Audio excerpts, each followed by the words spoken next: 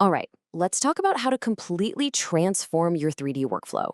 We're going to dive into how you can use specialized AI prompt libraries to speed things up, automate the boring stuff, and really just get better results. From your very first sketch all the way to that final beautiful render. So if you're a 3D artist, you totally know the grind, right? All those hours spent on repetitive modeling, tweaking materials over and over and over again, and just struggling to get the lighting perfect. But what if you could take all that time back and just focus on the creative vision? Well, that's exactly what we're about to get into.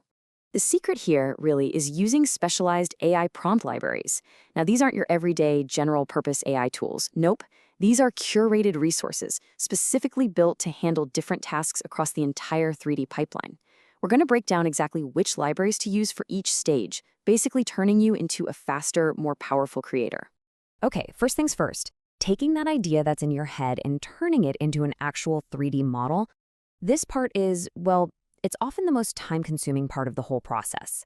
But with the right AI tools, it can actually become one of the fastest. I mean, just look at the difference here. On the left, you've got the old way. Endless hours of manual modeling, hitting those frustrating creative blocks. But on the right, that's the AI-assisted approach. You're automating tasks with scripts, you're generating dozens of ideas in minutes, and you're able to iterate at a speed that was pretty much unimaginable before. It's a fundamental shift. So how do we actually do it? Well, it's a simple three-step process. First, you hop into Hero Page to generate a whole library of concept art to use as your visual starting point.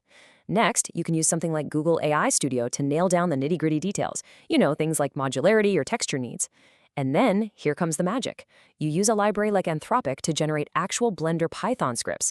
This is an absolute game changer, especially for complex procedural stuff like scattering thousands of objects across a landscape, something that would have taken hours to code by hand. Okay, so we've got our model. Awesome. Now it's time to bring it to life with textures and materials.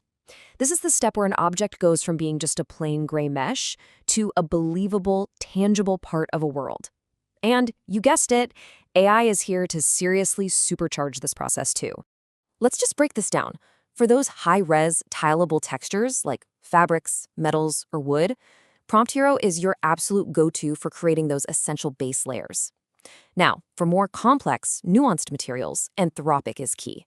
It doesn't make the texture itself.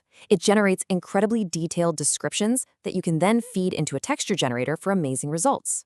And finally, for all the technical maps, Google AI Studio can actually output the specific values you need for your diffuse, normal, and roughness channels.